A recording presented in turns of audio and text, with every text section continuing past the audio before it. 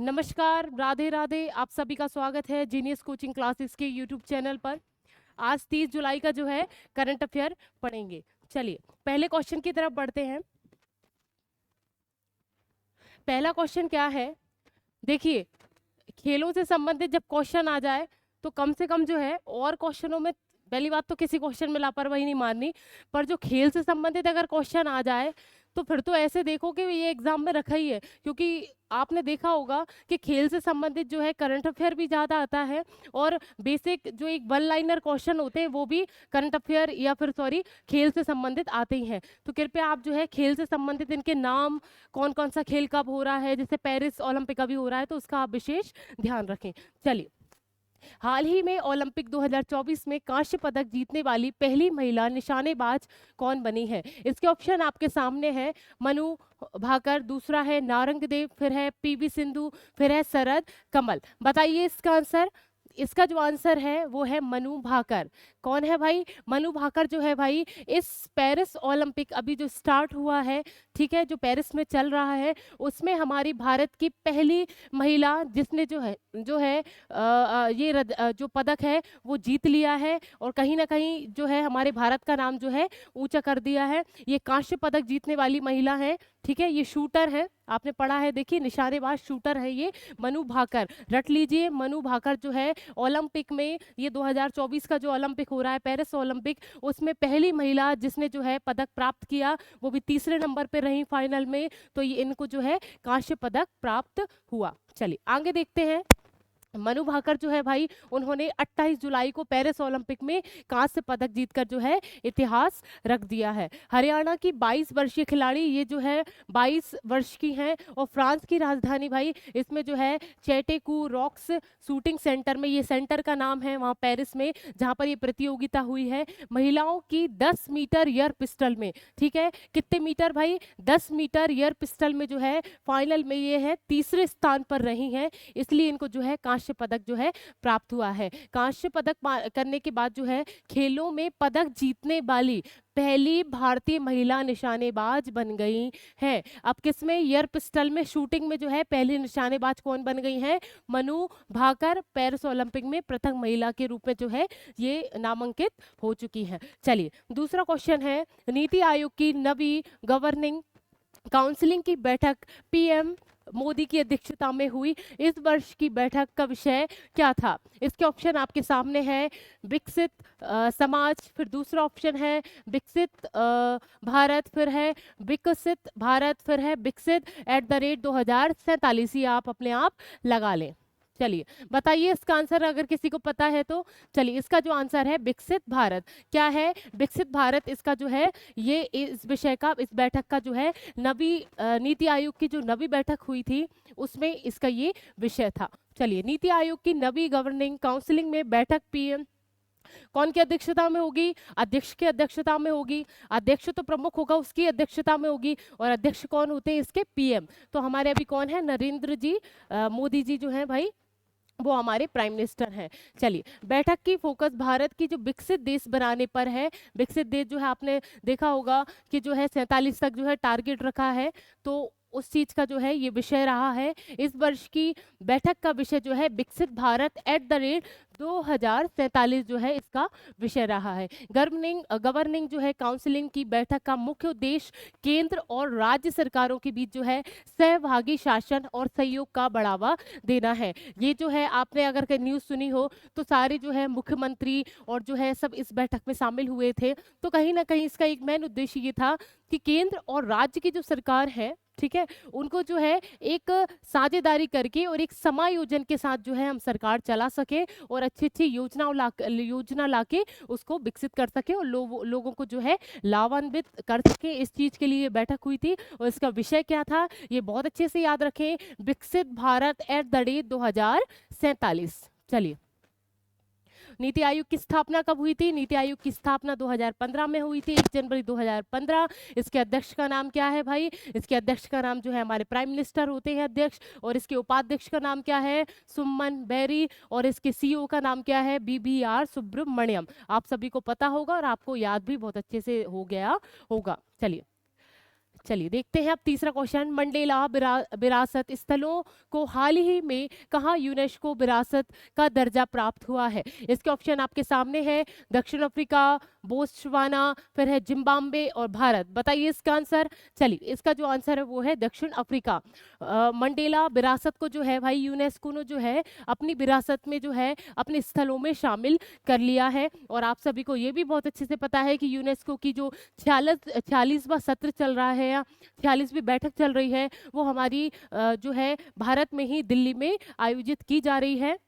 और जो है कुछ अनुदान आपने सुना होगा, हमने पढ़ा भी है कि कुछ अनुदान जो है यूनेस्को को जो है हमारे भारत ने दिया हुआ है। और हमारे भारत की जो है अभी जो है 43वां अभी असम का एक जो मुहिद्दम जो है वो स्थल जुड़ गया है। और 42वां कौन सा था? कर्नाटक का होयसल मंदिर। अब जो है हम ऑल ओवर बात कर रहे हैं तो मंडेला विरासत स्थलों में जो है वो किस देश से संबंधित है जो यूनेस्को में शामिल हो चुका है? ये किस देश से है भाई? ये दक्षिण अफ्रीका में स्थित है। नेल्सन मंडेला आप सभी जानते होंगे, आपने सुना भी होगा। नेल्सन मंडेला जो है भाई दक्षिण अफ्रीका के पूर्व पहले राष्ट्रपति रह चुके हैं। इन्होंने बहुत संघर्ष किया है अपने जीवन में, कई कई साल जो है 28 से 29 साल जो है अपनी जेल में बिताई हैं। और वो भी किसके लिए? रंग भेद और अन्य और भी लड़ाइयां जो है उन्होंने करी। पर ये गांधीवाद पर जो है विश्वास रखते थे, मतलब गांधीवादी टाइप के थे। जैसे हमारे भारत में गांधी जी हैं, अहिंसा के मार्ग पर चले, कोई खून खराबा नहीं किया, पर उन्होंने जो है रंग भेद को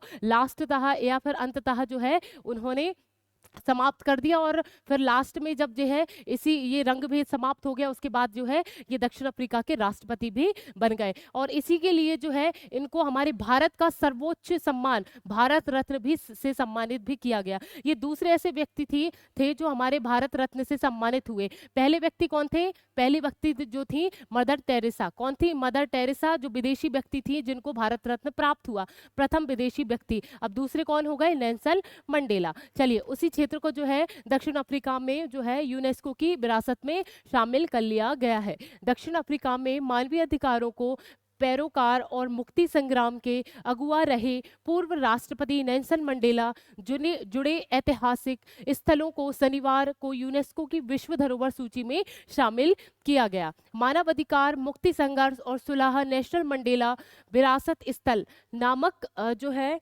नामकरण अफ्रीकीय देश द्वारा प्रस्तुत किया गया था। जो मैंने आपको बता दिया है, इसमें कोई वो अलग से बात नहीं है। मानव अधिकारी होते हैं कि उनको जो है जाति के आधार पर, धर्म के आधार पर, रंग के आधार पर उनका जो है भेदभाव ना किया जाए। तो कहीं ना कहीं मानव अधिकारों के लिए ये जो है नेल्सन मंडेला लड़े थे। और उन्होंने जो है उसको जो है उसको छुड़ाया भी था कि हाँ भाई ये सब चीजें गलत है।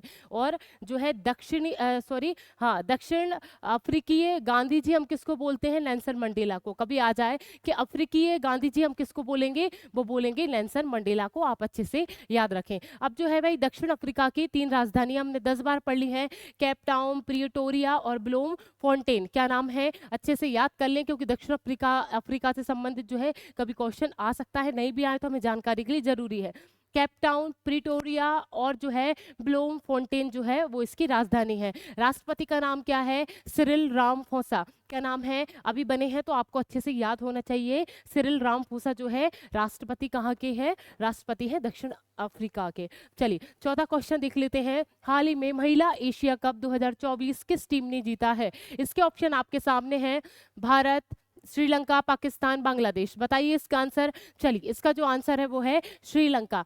क्या है भाई? श्रीलंका जो है ये जो है कप जीत चुकी है। महिला एशिया कप 2024 श्रीलंका जीत चुकी है। और फाइनल में जो है भारत को हराकर ये जीती है। और इतिहास में जो है पहली बार श्रीलंका इस कप को जीत पाई है। तो कहीं ना कहीं बहुत अच्छा इतिहास रच दिया है श्रीलंका ने।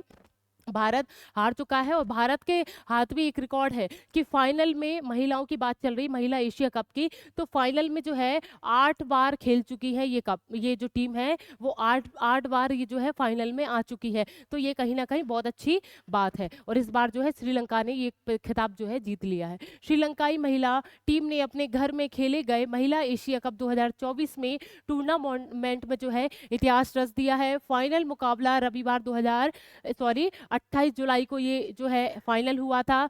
दावुला जो है उसमें खेला गया, श्रीलंका में ही खेला गया। और श्रीलंका में कौन सा स्थल है? ये दाम्बुला। क्या स्थल है? दाबुला, श्रीलंका में ये खेला गया है, जिसमें जो है श्रीलंका ने भारतीय महिला टीम को 8 विकेट से हराकर पहली बार खिताब जीता है। चलिए, ये इस मुकाबले में भारत के टॉस जीतकर, कोई आवश्यकता नहीं है जानने की, मैंने आपको बता दिया है कि भारत के नाम जो है ये एक रिकॉर्ड हासिल हुआ है कि भारत ने जो है फाइनल में आने वाली 8 बार जो है फाइनल में आ चुकी है महिला एशिया कप में। और इस बार पहली बार ऐसा हुआ है कि श्रीलंका ने ये पदक या खिताब जीता है। तो आप इसको नोट डाउन कर ले। चलिए, 5वां क्वेश्चन है, हाल ही में असम के नए राज्यपाल कौन बने हैं? ये अभी आपको पता होना चाहिए कि कुछ राज्यों के राज्यपाल जो है परिवर्तित कर दिए हैं, बदल दिए हैं, और इससे क्वेश्चन जरूर आएगा। ठीक है, अभी अभी बदले हैं, तो इसका जो है मैंने आगे आपको स्लाइड दे रखी है, उसको हम पढ़ेंगे। तो अभी क्या पूछा है कि असम के नए राज्यपाल कौन बन गए हैं? चलिए, इसके ऑप्शन है पहला ऑप्शन है लक्ष्मण आचार्य, दूसरा ऑप्शन है गुलाब चंद कटारिया, फिर है बनवारी लाल पुरोहित, फिर है ओम प्रकाश माथुर। बताइए इसका आंसर क्या हो सकता है? और इसका जो आंसर है वो है लक्ष्मण आचार्य। क्या नाम है? लक्ष्मण आचार्य। ये असम के साथ साथ जो है मणिपुर को भी देखेंगे। किसके साथ भाई? असम के साथ मणिपुर को देखने वाले जो राज्यपाल हैं, इनको कार्यभार मणिपुर का भी दिया गया है। तो लक्ष्मण आचार्य। और ऑप्शन की अगर बात करते हैं, ओम प्रकाश माथुर जी जो है, ये जो है सिक्किम के राज्यपाल नियुक्त हुए हैं अभी नए। और गुलाब चंद कटारिया ये पंजाब और चंडीगढ़ से राज्यपाल नियुक्त हुए हैं अभी। तो आप इसको विशेष याद रखें। मणिपुर और असम के जो है राज्यपाल वो कौन है भाई?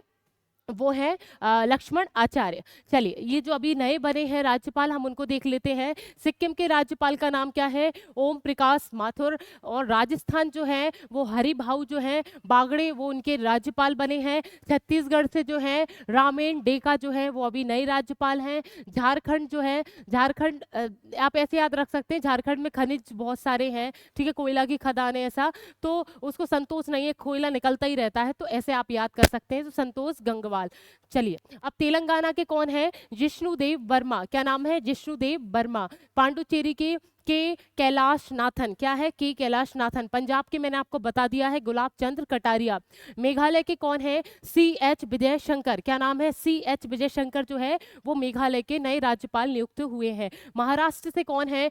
CP राधाकृष्णन। ये तो आपको रट गया होगा, जब भी महाराष्ट्र का क्वेश्चन आता है तो हम ये जरूर पढ़ते हैं कि राज्यपाल कौन है? CP राधाकृष्णन। चलिए, ये लास्ट का कौन सा है? ये लास्ट का जो है वो क्वेश्चन में ही आया है। असम और मणिपुर के जो राज्यपाल हैं वो आचार्य लक्ष्मण या लक्ष्मण आचार्य हम उनको बोल सकते हैं। अब ये जो है आपको अच्छे से याद हो जाना चाहिए है। अभी इसी सप्ताह जो है ये राज्यपाल चेंज हुए हैं। कृपया आपसे हाथ जोड़ के निवेदन है कि ये जो है अभी जो चेंज हुए कम से कम उनको तो याद कर लें। और आपका जो है ये होमवर्क है, आप जिस रजिस्टर में लिख रहे हैं, जितने भी राज्य लिख रहे हैं जिनके हमने राज्यपाल पढ़े हैं, उनके मुख्यमंत्री जो है आप पास में उसी रजिस्टर में याद करके आप उसको जरूर लिख लें। चलिए, अगले क्वेश्चन की तरफ है भाई। और 6वां क्वेश्चन क्या है? हाल ही में किस देश ने 2024-25 के लिए एशियाई आपदा तैयारी केंद्र की अध्यक्षता संभाली है? इसके ऑप्शन हैं आपके सामने। पहला है चीन, दूसरा है भारत, फिर है अमेरिका, फिर है रूस। बताइए इसका आंसर। 2024-25 के लिए ये जो तैयारी है ये किसने संभाली है? ये संभाली है भाई भारत ने। किसने संभाली है भाई? भारत ने। और ये अध्यक्षता पहले चीन के पास थी। ये 24-25 की बात चल रही है, और 23-24 की अध्यक्षता, ये आपदा अध्यक्षता या तैयारी जो है वो किसके पास थी? वो थी चीन के पास। और 2024-25 में ये भारत के पास आ चुकी है। इसकी बैठक हुई थी, चलिए, 25 जुलाई 2024 को बैंकॉक थाईलैंड में। कहां पर? थाईलैंड में जो है ये 25 जुलाई को इसकी बैठक हुई थी। चलिए, एशियाई आपदा तैयारी केंद्र की बैठक में 2024-25 के लिए एशियाई आपदा केंद्र तैयारी केंद्र की अध्यक्षता संभाली भारत ने। यह चीन से अध्यक्षता ग्रहण करी है, जो मैंने आपको बता दिया है। 23-24 में जो है एशियाई आपदा तैयारी केंद्र का अध्यक्ष भी रहा है। चलिए, भारत सरकार के प्रतिनिधि के रूप में राष्ट्रीय आपदा प्रबंधन प्राधिकरण, ये जो है एक संस्था है, आपको पता है ये, उसके विभाग अध्यक्ष जो है Rajendra Singh. Most important question, most important question कि देखिए 2 क्वेश्चन इसमें बन जाते हैं कि 2024-25 में जो है आपदा प्रबंधन जो तैयारी है वो किसको मिल गई है, किसके जो ये अध्यक्षता कौन करेगा, भारत करेगा। और भारत में भी भाई कौन, राष्ट्रीय आपदा प्रबंधन प्राधिकरण, इस पूरी तैयारी का हेड कौन बन जाएगा, हेड बन जाएगा Rajendra Singh. Most important please, मैं आपको बार बार बोल रही हूँ, इसको आप जरूर याद रखें, राजेंद्र सिंह इसकी अध्यक्षता करेंगे। एशियाई आपदा तैयारी केंद्र की अध्यक्षता संभाली है, ये एक अध्यक्ष के रूप में राजेंद्र सिंह जो है बैंकॉक में भी ये ही गए थे। 25 जुलाई 2024 को आयोजित एशियाई आपदा तैयारी केंद्र की 5वीं बोर्ड ऑफ ट्रस्टी बैठक की अध्यक्षता की। चलिए 7वां क्वेश्चन क्या है, हाल ही में भारत और किस देश ने भारतीय पुरावशेषों के अवैध व्यापार को अंकुश लगाने के लिए समझौते पर हस्ताक्षर किए हैं? इसके ऑप्शन आपके सामने हैं, चीन, भारत, अमेरिका, रूस। बताइए इसका आंसर क्या है।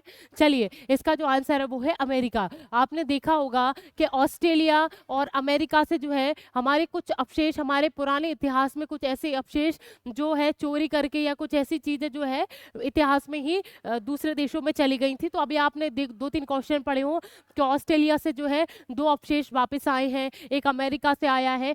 तो ये जो है इसकी अवैध व्यापार ना हो, हमारे जो पुरा अवशेष है उसका अवैध व्यापार ना हो, गलत तरीके से उसका व्यापार दूसरे देशों में ना बेचा जाए, तो जो है उसको रोकने के लिए भारत और अमेरिका ने जो है एक समझौते पर हस्ताक्षर किए हैं।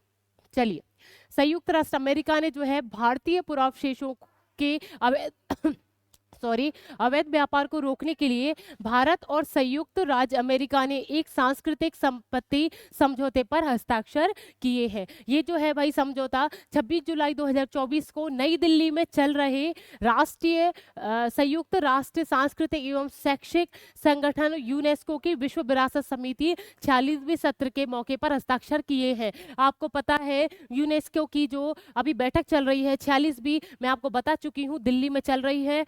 उसी सत्र के दौरान जो है भारत और अमेरिका ने जो है ये हस्ताक्षर किए हैं। चलिए यह समझौता अमेरिकी सीमा शुल्क द्वारा जब्त की गई, तस्करी की गई भारतीय कलाकृतियों को वापस लाने में मदद करेगा। ठीक है, ये मैंने आपको बता दिया है। 8वां क्वेश्चन है 2024 सीआरपीएफ स्थापना दिवस कब मनाया गया? चलिए सेंट्रल रिजर्व पुलिस फोर्स, क्या है इसका full form? Central reserve police force जो है इसका फुल फॉर्म है। 2024 में जो है इसका स्थापना दिवस सभी को पता होना चाहिए। मैंने 10 बार बताया है कि 27 जुलाई इसकी स्थापना दिवस है, पर जो है एक्चुअल में ये इसकी वैसे स्थापना कब हुई थी? 28 दिसंबर को। ठीक है, 28 दिसंबर को जो है इसकी स्थापना की गई थी। चलिए अब क्या है, केंद्रीय रिजर्व पुलिस बल जो है 27 जुलाई 2024 को अपना स्थापना दिवस जो है वो मनाता है। इसी दिन केंद्र सरकार के सबसे बड़े अर्धसैनिक बल जो है सीआरपीएफ को भारत के ब्रिटिश शासकों द्वारा जो है वो 1939, कब भाई? 1939 में है क्राउन रिप्रेजेंटेटिव पुलिस। जब भाई अंग्रेज हम पे शासन कर रहे थे तो इसका जो है एक पहली पुलिस फोर्स उन्होंने स्थापित की थी। 1939 में ये स्थापना की गई थी और उस पुलिस फोर्स का नाम क्या था अंग्रेजों के द्वारा जो स्थापित की गई थी? क्राउन रिप्रेजेंटेटिव और जो है पुलिस। चलिए उसकी स्थापना की गई थी। फिर स्वतंत्रता के बाद जो है भारतीय संसद में जो है 1949 में केंद्रीय रिजर्व पुलिस फोर्स जो है वो अधिनियम आ गया। फिर उस अधिनियम के द्वारा जो है ये आरपीएफ की जो है जो है इसकी स्थापना की गई थी। आरपीएफ नहीं, सॉरी, सीआरपीएफ की स्थापना की गई 28 दिसंबर। अरे भाई ये क्या कर रहे हो? 1949 में जो है सीआरपीएफ अधिनियम के तहत जो है इसकी स्थापना की गई। चलो ठीक है, ठीक है, सीधी सी सिंपल सी बात है। अंग्रेजों के द्वारा जो है 1939 में जो है पुलिस एक फोर्स बनाया गया, उसका नाम क्या था? क्राउन रिप्रेजेंटेटिव और पुलिस, सॉरी। और फिर दूसरा जो हमारे भारत का अधिनियम आया और उस अधिनियम के द्वारा जो है 1949 में ये अधिनियम आया और उसी अधिनियम के द्वारा जो है सीआरपीएफ की हमने स्थापना करी, उसका नाम भी बदल दिया, जो क्या क्या कर दिया? Central reserve police force. ये जो है थोड़ी सी इधर अव्यवस्था हो रही है तो मेरे कानों में आ रही, तो मैं शायद थोड़ी सी डिस्टर्ब हो रही हूँ, आप थोड़ा सा एडजस्ट करें, ठीक है। चलिए, अब क्या है, अब इसका आदर्श वाक्य क्या है, सीआरपीएफ का आदर्श वाक्य क्या है, सेवा और वफादारी, क्या है, सेवा और वफादारी इसका आदर्श वाक्य है। इसका मुख्यालय दिल्ली है और अनीश दयाल सिंह जो है इसके निर्देशक हैं या प्रमुख हैं। महानिर्देशक कौन है, अनीश दयाल सिंह। चलिए, नवा क्वेश्चन है और ये रिवीजन के लिए रखा गया है, सभी को पता होना चाहिए। मुंबई क्रिकेट एसोसिएशन के सबसे युवा अध्यक्ष कौन बने हैं। इसके ऑप्शन आपके सामने हैं, रोजर बिन्नी, दूसरा ऑप्शन है जय शाह, फिर है अमोल काले, फिर है अजिंक्य नाइक, क्या है, अजिंक्य नायक जो है इसके ऑप्शन है, और इसका जो आंसर है वो है अजिंक्य नायक। आप सभी को पता होना चाहिए, अमोल काले जो है इससे पहले थे और इनको जो है इनकी मृत्यु हो चुकी है। तो सबसे युवा जो है मुंबई क्रिकेट एसोसिएशन के सबसे युवा अध्यक्ष कौन बन गए हैं, अजिंक्य नायक। चलिए, ये रिवीजन के लिए था तो मैं आपको डिटेलिंग कराऊंगी नहीं, आपको सबको पता है। चलिए, अब भाई ये भी जो है कहीं ना कहीं रिवीजन के लिए ही है, पर ये पुराना वैसा क्वेश्चन है, आपको मैंने पढ़ाया भी है, आपको याद भी होगा। हाल ही में ओलंपिक ऑर्डर से सम्मानित होने वाले दूसरे भारतीय कौन बने हैं। इसका ऑप्शन तो बताने की आवश्यकता नहीं, अभिनव बिंद्रा जो है ये जो है ओलंपिक ऑर्डर से सम्मानित होने वाले भारत के दूसरे व्यक्ति बने हैं। और पहले कौन थे, हमारी जो है प्रधानमंत्री रह चुकी हैं इंदिरा गांधी जी, ठीक है। इंदिरा गांधी जी को जो है पहले ये ओलंपिक ऑर्डर मिल चुका है, सम्मान मिल चुका है। और दूसरे कौन मिला है, अभिनव बिंद्रा। क्या कौन को मिला है भाई, अभिनव बिंद्रा को जो है ये सम्मान मिला है। और गांधी जो इंदिरा गांधी जी थी उनको कब मिला था, 1983 में जो है इनको ये सम्मान प्राप्त हुआ था। और खेल मंत्री कौन है भाई, मनसुख मंडाविया। चलिए, हाँ, अब ये जो वन लाइनर क्वेश्चन है वो हम जल्दी से देख लेते हैं। खजुराहो नृत्य महोत्सव की शुरुआत जो है वो 1975 में स्टार्ट हुई थी। अच्छे से याद रखें, एक एक लाइन को बहुत ध्यान से पढ़ें। खजुराहो पॉज करके जब ये आए तो उसको पुश कर लें और 5 मिनट इसको दें और अच्छे से याद करके फिर इसको नोट डाउन करें। खजुराहो नृत्य महोत्सव जो है उसकी शुरुआत हुई थी 1975 में। विश्व जल दिवस जो है कब मनाया गया, वो कब मनाया गया भाई, वो मनाएगा 22 मार्च को। और इसका थीम था, क्या थीम था, कि शांति के लिए जल। आप लिख लीजिए, इसमें लिखा नहीं है कि शांति के लिए जल जो है इसका थीम था विश्व जल दिवस का। 22 मार्च को ये मनाया जाता है। दक्षिण भारत में मंदिर वास्तुकला में द्रविड़ शैली की शुरुआत जो है वो पहला राजवंश कौन था जिन्होंने जो है द्रविड़ शैली का जो है स्थापना की थी या शुरुआत की थी, वो की थी भाई पल्लव वंश ने। इसके शासक कौन थे प्रथम, वो आप मुझे बताएंगे, पल्लव वंश के। चलिए, तजु के जहांगीरी, यह रिपीट है भाई, का मूल किस भाषा में लिखी गई, वो लिखी गई भाई फारसी में। बॉम्बे क्रॉनिकल 1910 समाचार में ये जो है ये समाचार कब आया था, 1910 में। समाचार पत्र की शुरुआत किसने की, ये हमने पढ़ रखा है और आपको याद भी है, फिरोज शाह मेहता, ठीक है। फिरोज शाह मेहता ने बॉम्बे क्रॉनिकल जो है समाचार पत्र की जो है स्थापना करी थी या उसको प्रकाशित किया था। लोकसभा के प्रोटेम स्पीकर जो है उसकी नियुक्ति किसके द्वारा की जाती है, आप सभी को पता है, राष्ट्रपति और सुप्रीम कोर्ट की जो है सलाह के साथ ये जो है प्रोटेम स्पीकर की जो है नियुक्ति की जाती है। राष्ट्रपति की शक्ति का उल्लेख किस अनुच्छेद में, 143, कितनी भाई, 143 जो है उस अनुच्छेद में राष्ट्रपति की शक्तियां वर्णित की गई हैं। कुमायूं हिमालय किन दो नदियों के बीच स्थित है, सतलज और काली, क्या है भाई, सतलज और काली जो है कुमायूं हिमालय इन दो नदियों के बीच स्थित है। विश्व में हरित क्रांति के जनक कौन कहे जाने वाले हैं, कौन, आप सभी को पता होगा, बोरलॉग। कौन है, नॉर्मन जो है बोरलॉग, इनका इसका आंसर है हरित क्रांति के जनक। चलिए, इसी के साथ जो है आज आपको थोड़ा सा ऐसा लगा होगा कि मैं थोड़ा सा डिस्टर्ब हो रहा है, तो थोड़ा सा मुझे यहाँ पढ़ाने में दिक्कत हो रही है। आपको तो आवाज़ नहीं आएगी आसपास की, पर मुझे आ रही है, तो आप थोड़ा सा एडजस्ट करके पढ़े। चलिए, इसी के साथ जो है मैं आपसे कल मिलती हूँ। राधे राधे।